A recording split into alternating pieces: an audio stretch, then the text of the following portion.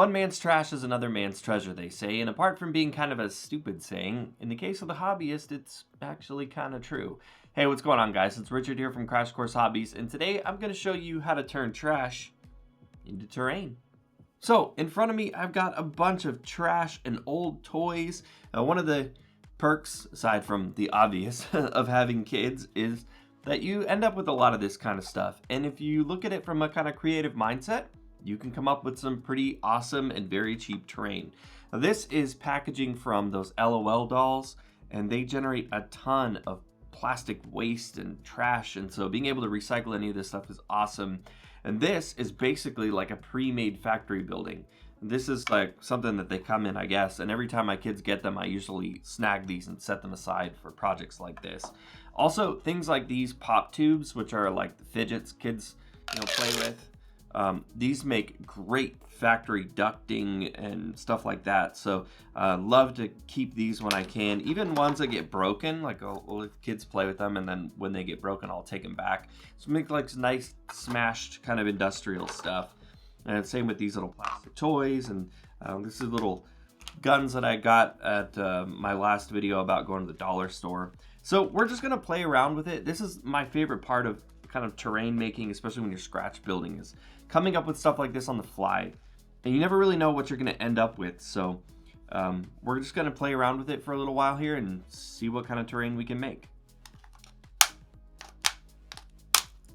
Yeah, so sometimes you need to use a big hacksaw like this, but I mean, that snapped off pretty clean. That's exactly what I was kind of wanting to go for. Yep.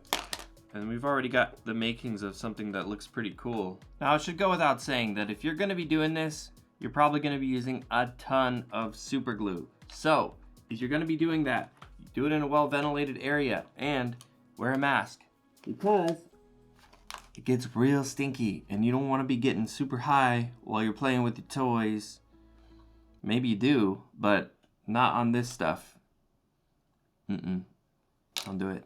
Take frequent breaks. If you start to find yourself getting headaches or feeling weird or anything like that, leave the room, open the windows, ventilate it up.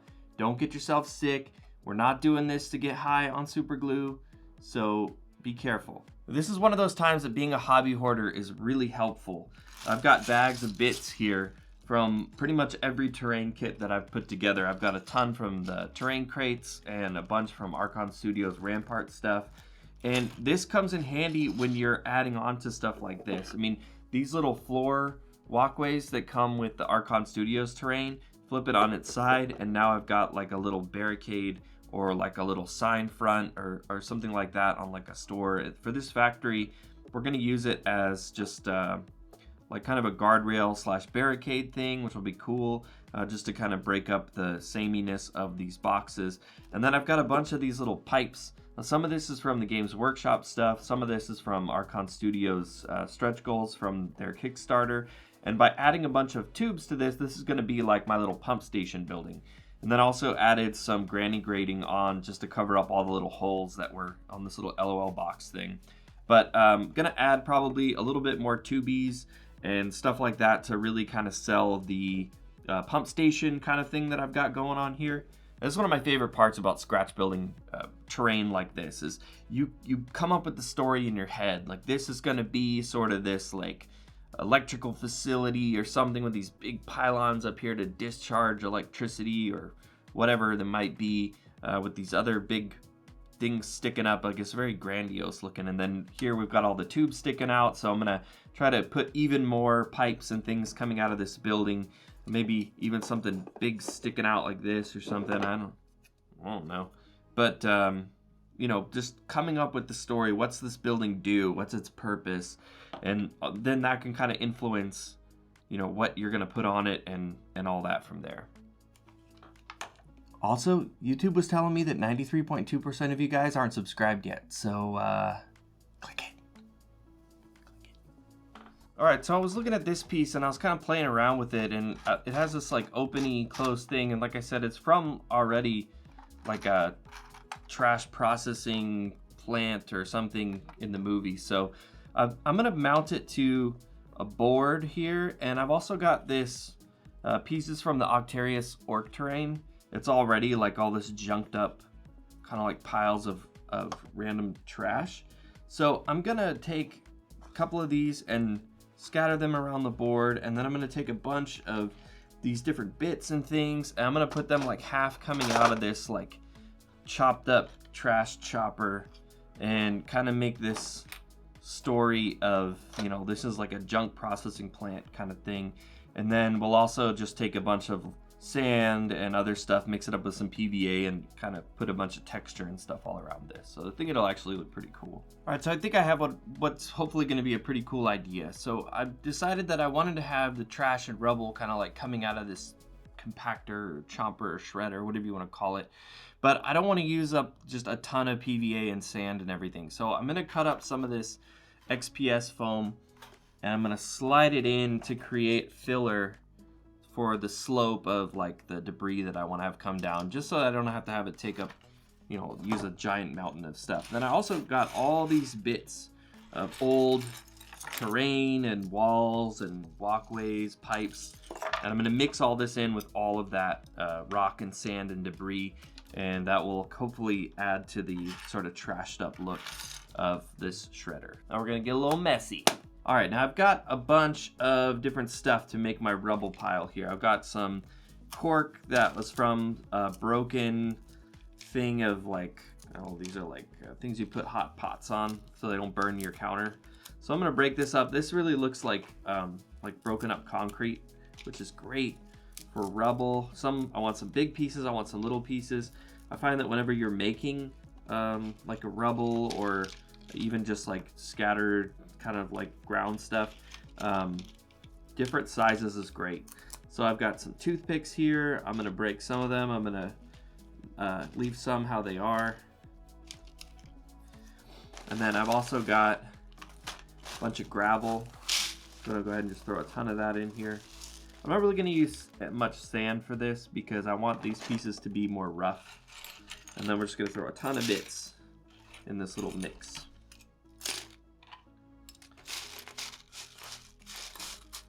It's like a weird little cake. I'm gonna take some PVA glue. Take a little PVA first, and I'm just gonna put it on this foam filler that I made, and put a little bit just on that piece of terrain just to hold it on there so that when we fill it up, it's not going everywhere. And now I'm just gonna take some of this glue, kind of soak the whole thing, and there's really no way to be clean about it, so we're just gonna get in there and knead it by hand.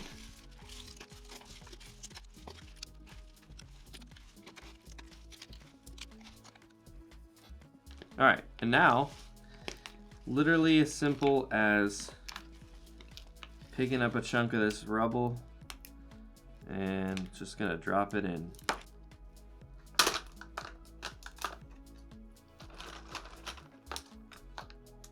Scatter it around a little, make it look a little more natural, hopefully. Have it coming out.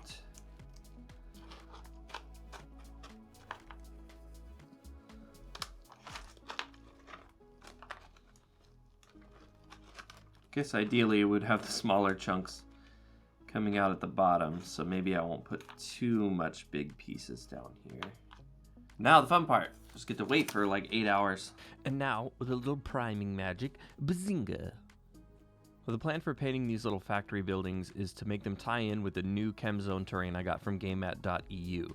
Now, this is like an off-white kind of dirty looking factory kind of stuff. It has some green overtones. It has a little bit of reds in there, a lot of like brown and chrome and metallic kind of undertones to it, like inside the recesses. So I want to start by hitting these buildings all over with a really dark brown color. This is just to get into all the nooks and crannies because I like to sponge paint terrain, so all the main colors and everything are going to be hitting the raised bits. So right now we need to establish really good coverage with all of the recessed stuff. And I am going through and hitting it with a mixture of a black brown, green brown, just to give some variation, because if something's sitting outside and it's being weathered, it's never going to be just one simple color. So I find that a lot of times mixing and adding colors to all your different base tones. More is better when you're making terrain because it'll just make it look more natural. And now that I've got the brown undercoat applied to most of it, I'm going to go through with a very flat, clean, angular sponge. Don't use anything that's got irregular shape to it because it'll poke into your recesses, and we want to leave those with the brown and the black showing through. So we're just going to take a little bit of this antique white paint. These are all apple barrel paints, by the way. Just dab them on. And this is going to fill in all the flat panels and areas so that it looks a little bit more, natural, like it's painted, but we want the recessed areas to still be that brown color to kind of simulate grime and dirt and things that have accumulated in all of those cracks. With a couple of coats of the antique white applied, now we're moving on to just a regular copper craft paint. And this is one of my favorite things to hit pipes with. I really like the copper color, and I feel like it just kind of gives that industrial look. I do recommend using sponge painting for this as well, moving on to a more kind of chunky sponge that's not as flat and regular like we used for the buildings, because we do want some stuff to be fairly irregular on this. If we wanted it to be a nice clean paint job, we would have used a brush, but by using this broken up sponge, all the little areas that you miss, now that brown undercoat will show through and kind of simulate rust as well as the paint chipping off or damage to the pipes. And of course, adding a little bit of damage and weathering is always nice, so taking the sharp edge of that flat sponge now, using a little bit of that dark brown paint again, just adding a couple of little lines for scratches or areas where things have crashed into it or whatever might have happened. And then also going to take some very bright silver paint and just lightly tap a couple of areas of the pipes, especially corners and things like that, and this will simulate scratching on that metal surface from various other types of damage. In my opinion, one of the best ways to really punch up the quality of scratch-built terrain is to just add a little bit of shadows and ambient colors with your airbrush. Now, I'm taking a dark green here mixed with some black ink and hitting the bottom kind of third of this piece of terrain. This is specifically done because all of that chem zone terrain I'm trying to match has this same effect. And then I'll always take just some straight black Liquitex ink and I will add drop shadows to anywhere that there's a little bit of an overhang. And then I'll also add it to like any type of concave corner or surface just to mimic shadows there as well. And I find that doing this really adds a lot of pop to your terrain for very little effort. And if you don't have an airbrush, it's very easy to simulate this same kind of effect by just using your sponges and placing those dark accents in the same place. Next, you can whip up very simple wash for your terrain by just using a tiny bit of dish soap to break up the surface tension and mixing it with a bunch of water and craft paint. Now for this specific wash, I really wanted to use black with some dark green in it to give that kind of grimy, chemical-y kind of look to it. And I'm not going to wash the entire piece of terrain here. In fact, I'm really just kind of being very selective about where I put it. And I might put certain pools of it in different areas and let it naturally kind of run down the piece. And this will just simulate bits of chemicals and different things that are running. Also just throwing it in different corners and other areas where stagnant puddles may have kind of settled and created some grime. You do want to make sure you let anything that you wash like that dry before moving on to doing a quick dry brush. I'm hitting all the corners with a dark mixture of black and brown, and this is just to simulate all the painted corners of this terrain where different machinery or different things, wind swept stuff, whatever, has caused wear and tear on all the hard edges. Because when you're talking about weathering, all those hard edges are going to be the first areas where that paint is not going to stick around for long. Normally, I wouldn't recommend using miniature paint on your terrain just because it's an expensive way to blow through all of your miniature paints. But here I am using just a little bit of Vallejo's Model Color Silver to dry brush all the piping and copper bits because I wanted something that was very bright and punchy, and most of the craft paints that I have are very dull and just aren't going to do the trick. So sometimes, you just find the right paint for the job. The one thing I always recommend doing is just find a way to integrate a little bit of color into your terrain. It doesn't always have to be muted grays and blacks and beiges and natural colors. So here I'm using some lime green craft paint, and I'm going through and just adding very small pops of color to simulate like a bright chemically radioactive sludge kind of thing. But you could also use bright reds to simulate blood. You could use blue for different pops of paint. You could use OSL effects for bright colored lights. But it just really breaks up the drab of just more gray and more black and more grim dark just all around. And it just makes it all look a little bit more interesting. The process for my industrial shredder junkyard sort of scene is very much similar to the other, only I'm starting with a much more reddish brown undertone because I want it all to look pretty rusty. Just going through with the sponge first and hitting as much as I can get to. It's not a big deal because of how much rubble and other stuff that we've got here that if we can't get it all, because we're going to be washing it, we're going to be doing a lot of airbrushing on it, but mainly just trying to establish lots of different tones in a short amount of time. Also, sponging really does a good job of sort of naturally wet blending lots of different colors. So as we move on to just adding some kind of paint to fill out the actual board that all this is mounted onto, it does a really good job of mixing lots of those different colors. So when I do this method, I really like to kind of hit all of the ground with some brown mixed with gray at first, and then throw in little bits of a much lighter gray, and then add more bits of different colors to really make it look like natural ground. I am going to be using the airbrush for the majority of finishing out this piece because there's a lot of nooks and crannies and things that getting into it with a brush or a sponge is going to be an absolute nightmare, and I'm just not here for it. So first I'm loading up the airbrush with some Army Painter's Air Range paint. I'm going to use this for the majority of the rest of the build. I'm using some bright red paint, and this is to establish sort of the original color of what this machinery might have been painted with. Obviously that red danger kind of reflecting, don't get near the shredder, you're gonna lose your arms, kid. That kind of thing. We're gonna be doing that, and then the rust and the destruction and weathering and all that will shine through the red after the fact. Now going back to, like I said, just adding little bits of color when you can to really pop up the interest. So I did use a little bit of like a bright orange transparent paint on a couple of areas just to kind of brighten up a few areas. Didn't want to over highlight it, but also wanted to just create sort of little pops of where sort of bits of extra rust might be. And then I'm also using some dark green ink, and this is just in a few areas to kind of pump up the gross factor, like it's a little bit of like a moss or algae or whatever it might be growing in a few places, and dirty it up a bit. And then finally, I just sprayed all of that rubble and debris all over with a little bit of gray, a little bit of black, and a couple of different tones to kind of color in those rocks easier. And of course, got to go around with a little bit of black ink and hit all of those corners and overhangs and everything just like before. Because all of this rubble is like super textured and there's lots of little recesses, I mixed up a big heavy wash that I could really soak everything in, let it do a lot of the work for me. One trick I used here to make it look extra gross was to still use some black paint, a lot of water, a little bit of dish soap again to break up that surface tension, but then when I mixed in the bright lime green and a little bit of dark green craft paint that I used on the buildings before, I didn't mix it up all the way. Now this leaves little bits, tiny chunks of that paint intact so that when you wash it over everything, there's going to be just tiny little spots of that color showing through. Now you do have to kind of get a feel for this method and kind of figure out how much to stir it to really leave those pieces there, but the effect is really cool when you get these small little accented patches. Now that we've pooped it up, it's time to make it pop. So what we got to do is just dry brush everything a little bit. I went around and used that same Vallejo Bright Silver on all the edges. Didn't hit everything though, probably about a third of them randomly just kind of hitting different spots, and then again on those Octarius junk piles. Then went through with Army Painter's dry rust paint and did the same thing, which gives it sort of a darker orangey color. And then finally went through with Pro Acryl's orange paint, which is a very vibrant, just bright orange color. And by kind of sprinkling these dry brushes around in random parts of all this different terrain, kind of creates a very realistic looking rust highlight.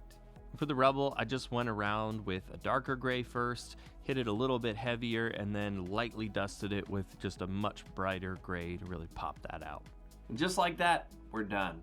I love one-day builds like this, just tackling a project and hitting it all day until you're done. And especially with terrain like this, you can do it so quickly. I mean, 3 more buildings to add to my collection, to throw on the table, to completely change or tie in to whatever kind of setup you want to do.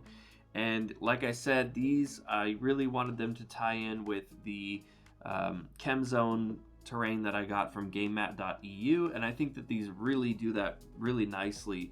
That off-white color with the little subtle green hues, and then with the kind of like lime green slime that's kind of mixed in also ties into my other factory terrain that I have, so this will definitely be right at home with a lot of the other factory buildings that I have. And then this awesome little trash compactor, shredder, junkyard piece. This one turned out way better than I could have ever expected. I mean, to have this be already kind of this like purpose-built trash compactory, shreddery thing from the toy that it came off of, and then combine it with the sort of orc junkyard rubble stuff from the Octarius terrain, and then just grinding up all those broken bits and pieces of cork and rock and dumping it all in there worked out so good. So, you know, just with painting it up and adding it all together, it just goes to show that if you look at things through a little bit of a creative lens, you know, who knows what could be your next favorite piece of terrain. I mean, this big factory building is literally handles from those little dollar throw catch game things I showed you from the dollar store video, and the little smokestack things here are the tops of those bubble blasters that I got for $1 at the dollar store. And then the factory buildings themselves are just LOL toy boxes from when my kids buy their LOL dolls. So literally all this terrain is made of trash and a little bit of glue and a couple of random bits from the bits box. So keep your eyes open out there, and who knows what you might find. Anyways, guys, that's it for this one. I hope you enjoyed it. I had a lot of fun making this terrain. I love these kind of videos, so let me know if you want to see more of this from me. I'm definitely going to keep making stuff like this. I love to do it. So anyways, give this video a like, and of course, if you made it this far into the video, I'd love to see you subscribe. Please continue to support your local game stores, and as always, thank you so much for watching.